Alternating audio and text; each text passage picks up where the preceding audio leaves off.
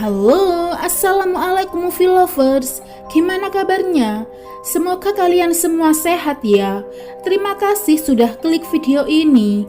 Kali ini, Mai akan mereview sebuah film fiksi yang bercerita tentang 4 bersaudara yang menemukan lemari pakaian ajaib. Untuk lebih jelasnya lagi, yuk kita saksikan review selengkapnya.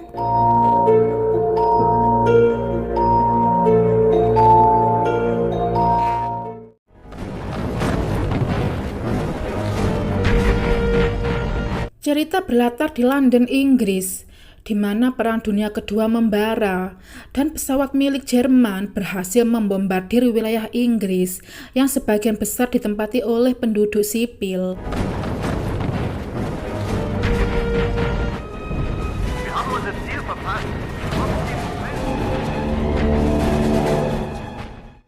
Dan selanjutnya kita diperlihatkan oleh sebuah keluarga yang terdiri dari seorang ibu dan keempat anaknya yang tengah sibuk menyelamatkan diri dari serangan bom.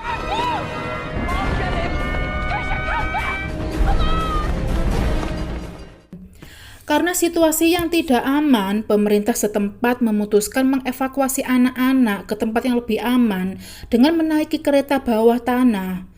Para orang tua pun melepas kepergian anak-anak mereka dengan penuh haru, tak terkecuali dengan Peter, Susan, Edmund, dan Lucy. Untuk kali pertama, mereka pun harus jauh dari sang ibu, sementara ayah mereka masih di medan perang. Off you go.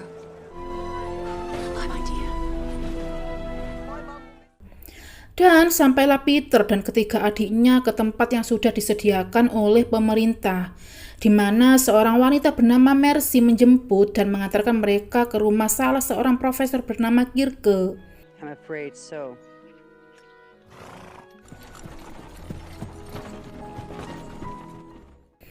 Di hari pertama di rumah profesor, mereka pun tampak begitu bosan.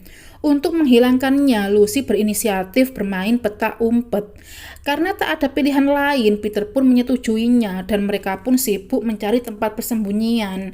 Sementara Peter sibuk menghitung. Pada hitungan ke-75, Lucy yang tengah asyik mencari tempat persembunyian dibuat terperangah oleh sebuah kain putih yang menutupi sesuatu. Tanpa pikir panjang, dia pun segera membukanya. Oh, ternyata sebuah lemari. Dia pun lantas memasukinya. Naas, semakin Lucy memasukinya ke dalam, dia pun dibuat takjub oleh dunia lain yang diselimuti salju.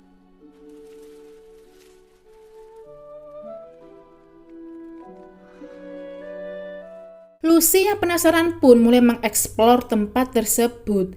Di saat Lucy tengah asyik, dia pun dikejutkan oleh sesosok manusia setengah binatang yang membuatnya ketakutan. Akhirnya dia pun memberanikan diri menemui sosok tersebut. Sosok tersebut menyebut dirinya sebagai Faun yang memiliki nama Tumnus. Rupanya Tumnus mengira Lucy adalah sesosok kurcaci tak berjenggot. Lucy yang mendengarnya pun tertawa geli. Dia pun memperkenalkan dirinya sebagai manusia. Tumnus yang mendengarnya pun berspekulasi bahwa gadis yang di hadapannya merupakan Putri Hawa. Melihat Putri Hawa di dunianya tentu saja membuatnya kaget dan menanyakan apa yang sedang Lucy lakukan di sini. Dengan santainya, Lucy bercerita bahwa dirinya tengah bersembunyi di sebuah lemari dan lemari itu membawanya ke sini. Melihat Lucy yang kebingungan, Tumnus pun menjelaskan bahwa Lucy tengah berada di dunia Narnia, mulai dari lampu, kastil di lautan timur, pohon, dan bukit, serta butiran salju yang kau lihat ini adalah Narnia, terang Tumnus. Merasa dirinya sudah terlalu lama di Narnia, Lucy pun berpamitan untuk pulang. Namun Tumnus buru-buru melarangnya dan memintanya untuk singgah sejenak di rumahnya dengan menawarkan teh dan seember ikan sarden serta kue dan roti. Lucy yang mendengarnya pun tidak bisa menolaknya dan akhirnya keduanya mengobrol sambil menikmati teh. Untuk menghangatkan suasana, Tumnus menunjukkan kebolehannya dalam memainkan musik pengantar tidur. Lucy yang tidak keberatan pun mendengar alunan musik tersebut sampai ia pun tertidur. Hingga pada akhirnya Lucy terbangun dan mendapati Tumnus menangis di pojokan. Tumnus mengungkapkan bahwa dirinya adalah Faun yang jahat karena sebenarnya dia ingin menculik Lucy. Tumnus berdalih bahwa semua ini karena penyihir putih, di mana dialah yang menyebabkan musim selalu dingin. Penyihir putih berpesan bahwa mereka harus menyerahkan manusia yang dia temui di hutan. Lucy yang mendengarnya pun kecewa karena mengira Tumnus adalah temannya. Mendengar hal itu, seketika itu Tumnus yang tak tega segera mengantar Lucy kembali ke dunia manusia. Karena di hutan tidak aman sebab sebagian pohon memihak kepada penyihir. Tak ingin membuat kakak-kakaknya khawatir, dia pun segera menemui mereka dan ternyata hitungan baru menginjak angka ke 100. Karena Lucy mengira dia telah pergi berjam-jam, seketika itu mereka pun dibuat terdiam. Lucy menceritakan bahwa lemari ajaib itu membawanya ke dunia lain yang diselimuti salju. Susan yang penasaran langsung mengeceknya, begitu juga Edmund. Dia pun ikut mengecek di bagian belakang lemari. Namun nihil, tidak ditemukan apapun, apalagi hutan yang diselimuti salju. Ketiganya pun berspekulasi bahwa Lucy telah berimajinasi. Namun berulang kali Lucy menjelaskan bahwa semua yang dikatakannya bukanlah imajinasi, melainkan kenyataan. Namun tetap saja tidak ada satupun yang percaya. Malam harinya, Lucy memutuskan untuk kembali ke lemari tersebut. Edmund yang memergoki Lucy keluar kamar pun segera mengikutinya, hingga sampailah Edmund memasuki lemari tersebut. Pada akhirnya, dia pun melihat apa yang Lucy lihat, yaitu sebuah hutan yang diselimuti salju. Edmund begitu takjub dengan apa yang dia lihat, dan tiba-tiba dia dikejutkan oleh sebuah kereta yang berlari kencang dan hampir saja menabraknya. Seketika itu, sesosok kurcaci berjenggot menghampirinya dan hampir melenyapkannya. Beruntung sang ratu berhasil menghentikannya dan dia pun menanyakan siapa nama Adam yang ada di hadapannya serta apa yang dilakukannya di wilayah kekuasaannya. Edmund berujar bahwa dia mengejar adiknya Lucy. Setelah itu sang ratu menanyakan berapa saudara Edmund dan dia pun menjawab 4 bersaudara.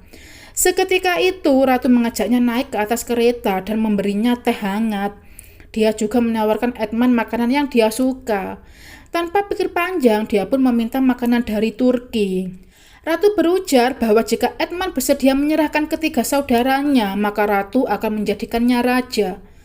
Mendengar hal itu, Edmund lantas menyanggupinya, dan sang ratu pun pergi. Kemudian datanglah Lucy menghampirinya. Dia pun merasa kegirangan melihat kakaknya yang mulai mempercayainya. Setibanya di dunia manusia, Lucy lantas menceritakan kembali pengalamannya kepada Peter. Namun lagi-lagi dia tidak mempercayainya. Lucy pun mengatakan bahwa Edmund juga bersamanya. Namun yang ada, Edmund malah mengelak dan berdalih bahwa Lucy tengah berpura-pura. Sontak Lucy yang mendengarnya pun menangis sedih. Keesokan paginya, keempat bersaudara tengah bermain softball di halaman rumah. Tanpa sengaja, Edmund melempar bola sampai memecahkan kaca jendela profesor. Mereka pun segera lari ke dalam rumah dan melihat kekacauan yang terjadi. Dan peristiwa itu pun sampai ke telinga Nona Mercy. Alhasil, mereka pun lari tunggang langgang mencari tempat persembunyian. Hingga pada akhirnya, mereka tiba di lemari ajaib. Karena sudah tidak ada waktu lagi, mereka pun terpaksa masuk ke dalam lemari. Dan seketika itu, Susan dan Peter melihat apa yang dilihat Lucy. Sebuah hutan yang diselimuti salju. Keduanya pun sangat takjub dengan apa yang mereka lihat. Sementara Lucy yang menyaksikannya pun tampak puas. Sontak mereka langsung meminta maaf kepada Lucy dan suasana pun kembali mencair. Tanpa membuang waktu, Lucy segera mengajak mereka menemui Tuan Tumnus.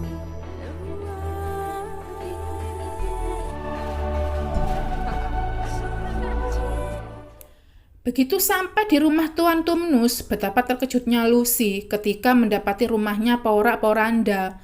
Rupanya Ratu telah menangkap Tumnus dengan tuduhan melakukan pengkhianatan terhadap Ratu karena bergaul dengan manusia. Mendengar hal itu, Susan menginisiatifkan agar mereka segera pergi. Lucy yang mendengarnya pun tidak bisa pergi begitu saja, mengingat karena dirinya lah Tuan Tumnus ditangkap. Di saat mereka tengah serius, seekor burung memanggil mereka untuk keluar. Dan seketika itu, seekor berang-berang menghampiri mereka dan berbicara selayaknya manusia. Berang-berang itu pun memberikan sapu tangan yang Lucy berikan kepada Tumnus. Karena merasa tidak aman, berang-berang itu pun membawa mereka ke rumahnya. Setibanya di rumah, berang-berang itu pun menceritakan tentang Aslan, di mana dialah Raja Narnia yang sebenarnya. Menurut ramalan, akan datang 4 anak Adam dan Hawa yang akan mengalahkan penyihir putih dan mengembalikan kedamaian Narnia. Tentu saja mereka tidak percaya begitu saja. Karena tak ingin terlibat lebih dalam lagi, mereka pun memutuskan kembali ke dunia manusia. Namun naas, langkah mereka terhenti di saat Edmund diketahui telah menghilang begitu saja. Sontak mereka pun panik. Oh, rupanya Edmund diam-diam pergi menemui penyihir putih. Ketiganya pun mengikutinya hingga sampai di depan istana ratu dan hendak menemuinya. Namun buru-buru berang-berang melarangnya, karena itulah tujuan ratu menjadikan Edmund umpan untuk menjebak mereka, agar ratu bisa leluasa membunuh mereka. Dengan begitu, ratu bisa menghentikan ramalan. Entah apa yang ada dalam pikiran Edmund, dia nekat menemui ratu yang kejam tanpa tahu siapa dia yang sebenarnya. Alhasil ratu itu pun murka dan menanyakan keberadaan ketiga saudaranya. Bukannya melindungi saudaranya yang ada, Edmund memberitahukan keberadaan saudara-saudaranya.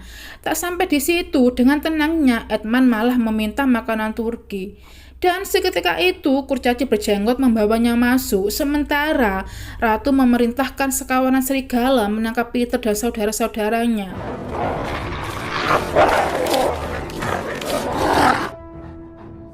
Take them. Beruntung mereka bisa meloloskan diri dengan cara melewati sebuah terowongan yang dibuat berang-berang. Cerita pun beralih di istana penyihir putih, di mana ternyata Edmund yang malang tengah dikurung di penjara bersama dengan Tumnus. Sementara ratu yang murka tidak mendapatkan buruannya pun langsung menemui Edmund dan hendak membunuhnya. Tak ingin mati konyol, dia pun memberitahukan rencana Peter untuk menemui Aslan. Beruntung Edmund tidak memberitahukan keberadaan Aslan, dan saat itu juga ratu membawanya pergi. Sedangkan di sisi lain, berang-berang memandu Peter bersaudara untuk menemui Aslan di meja batu. Mereka pun tampak kelelahan. Beberapa saat kemudian terdengarlah suara kereta yang berlari cukup kencang. Tak ingin hal buruk menimpa mereka. Mereka pun lari tunggang-langgang menyelamatkan diri. Oh, rupanya kereta yang mengejar mereka bukanlah milik penyihir putih, melainkan milik Sinterklas. Seperti biasa, Sinterklas datang untuk membagikan hadiah. Bukan hadiah cuma-cuma, melainkan hadiah yang akan membawa kedamaian di Narnia. Sebuah jus bunga api untuk Lucy yang setetesnya dapat menyembuhkan berbagai macam penyakit. Sebuah busur panah dan peluit untuk Susan, dan sebilah pedang untuk Peter. Setelah menyerahkan semuanya, Sinterklas itu pun pergi. Mereka pun melanjutkan perjalanan dan sampailah mereka di sungai yang membeku. Naas, sekawanan serigala milik ratu mengejarnya. Bersamaan itu, air terjun yang tadinya membeku tiba-tiba mencair. Dan seketika itu, mereka pun mulai terbawa oleh derasnya arus sungai. Beruntung, Peter berhasil menyelamatkan kedua saudarinya.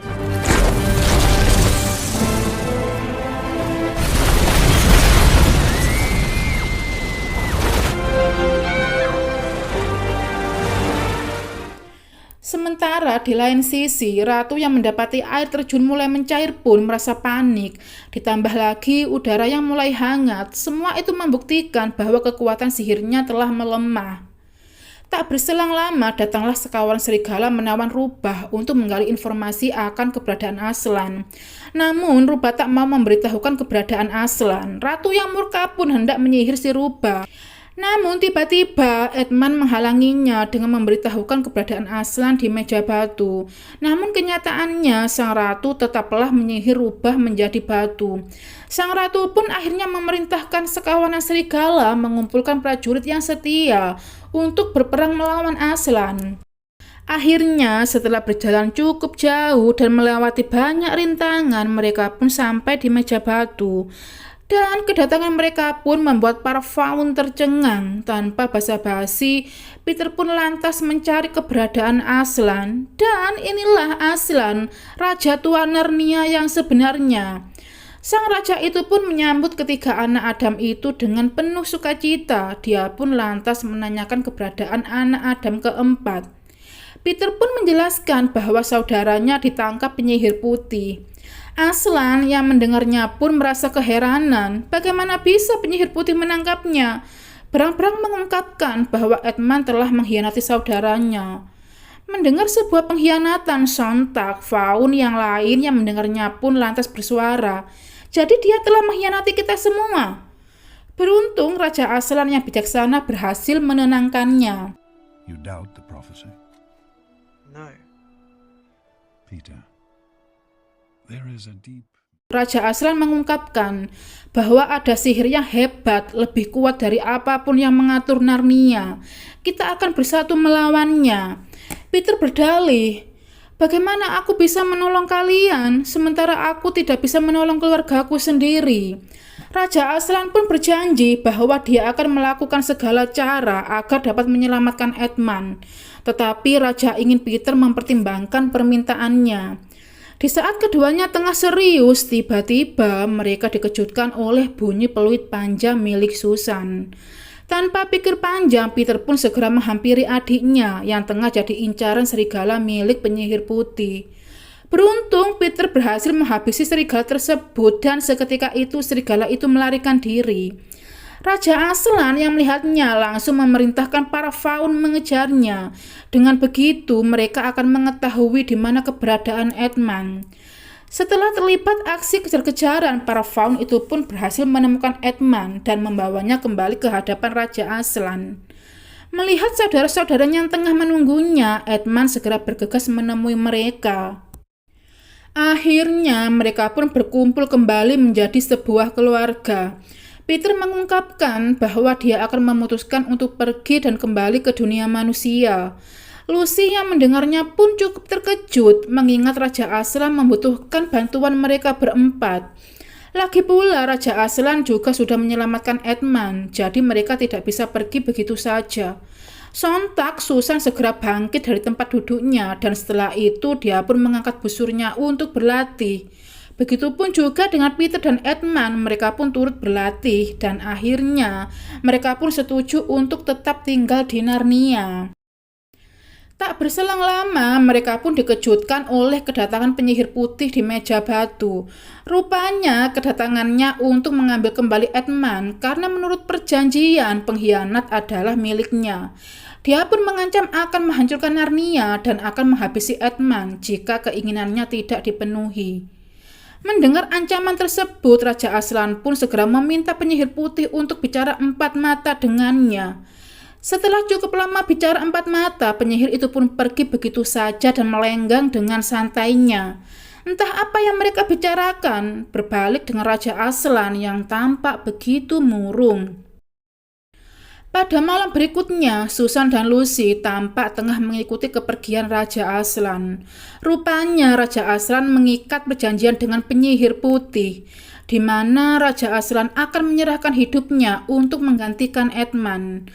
Para cecunguk itu pun bersukaria menyambut kedatangan Raja Aslan dan mereka pun bersiap melecehkan sang raja. Begitupun juga dengan penyihir putih, bahkan dengan kejamnya. Dia memerintahkan cecunguknya untuk mencukur rambut milik sang raja. Kekejamannya pun tak berhenti sampai di situ, di mana dengan liciknya dia mengingkari janjinya. Meskipun sang raja telah menyerahkan nyawanya, dia akan tetap membunuh Edmund. Dan seketika itu dengan bengisnya dia menghujamkan belatinya ke tubuh Raja Aslan. Raja Aslan yang berhati mulia itu pun meninggal seketika, disaksikan Susan dan Lucy. Akhirnya penyihir kejam itu pun segera memerintahkan cecunguknya untuk menyiapkan pertempuran melawan Peter. Keduanya pun menghampiri jasad Raja Aslan dan tenggelam dalam kesedihan.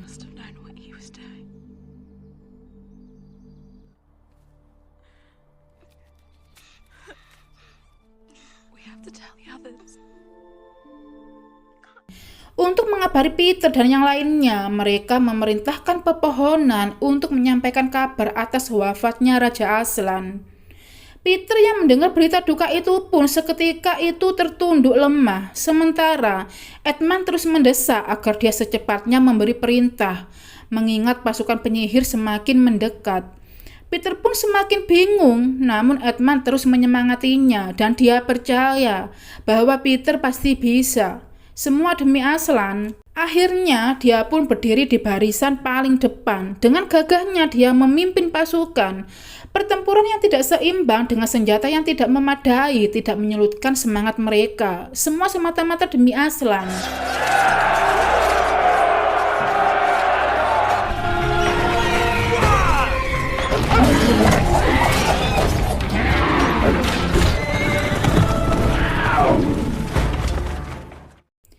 Sementara itu, di atas meja batu, Lucy dan Susan masih menemani jasad Raja Aslan. Dan setelah itu, mereka pun memutuskan untuk pergi. Baru beberapa langkah, keduanya pun dikejutkan oleh goncangan hebat yang tiba-tiba meretakkan tanah dan juga menghancurkan meja batu. Mereka juga tidak menemukan jasad Raja Aslan, sontak keduanya pun panik. Akhirnya, keberuntungan berpihak pada mereka. Ketika tiba-tiba Raja Aslan muncul di hadapan mereka. Raja Aslan mengungkapkan bahwa penyihir putih tidak tahu apa-apa tentang sebuah pengorbanan yang tulus. Pengorbanan yang tidak pernah berkhianat, maka meja batu akan pecah. Bahkan dia pun sanggup membangkitkan orang mati.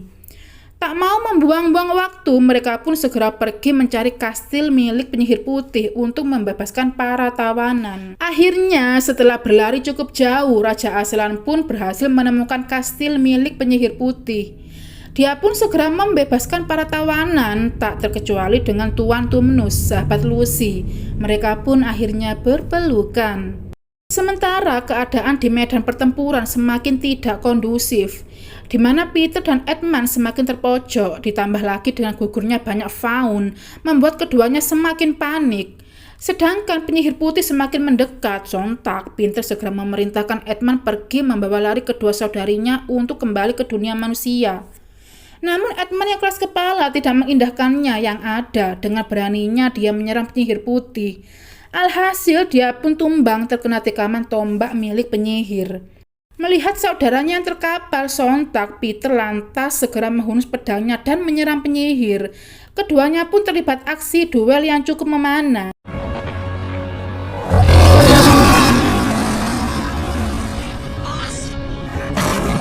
Dan seketika itu mereka pun dikejutkan oleh auman singa sang Raja Narnia. Sang raja telah kembali dan saat itu juga Raja Aslan berhasil menghabisi penyihir putih. Lucy yang tak ingin kehilangan Edmund lantas segera meminumkan ramuan dari Sinterklas. Begitupun juga dengan para prajurit yang gugur. Akhirnya, keempat saudara itu pun kembali bersatu. Setelah 100 tahun Narnia dilanda musim dingin, akhirnya mereka pun dapat kembali merasakan hangatnya musim semi. Kedamaian pun mulai dirasakan di mana Raja Aslan mengangkat keempat bersaudara menjadi raja dan ratu dengan bagian wilayahnya masing-masing.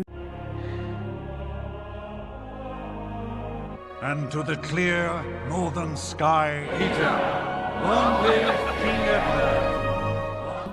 Sementara Aslan meninggalkan Narnia karena dia bukan lagi sesosok raja. Namun suatu saat nanti Aslan akan kembali dan selanjutnya dia tidak akan pernah kembali lagi. Waktu terus berjalan dan mereka pun kini telah beranjak dewasa. Dengan gagahnya mereka menunggangi kuda. Dan seketika itu langkah mereka terhenti ketika melihat sebuah lampu. Mereka pun mulai ingat bahwa lampu itu sebagai pertanda batasan antara dunia manusia dan Narnia. Tanpa pikir panjang, mereka pun segera memasuki rindangnya reruyukan. Dan seketika itu, mereka keluar dari dalam lemari dengan tubuh yang masih remaja.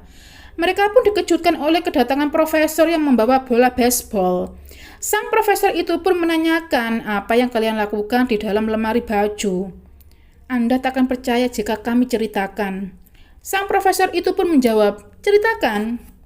Dan pada suatu malam, Lucy diam-diam mendekati lemari ajaib dan hendak memasukinya. Namun profesor yang memergokinya mengungkapkan bahwa dia takkan kembali ke sana dengan cara itu. Aku sudah mencobanya. Dan cerita pun selesai.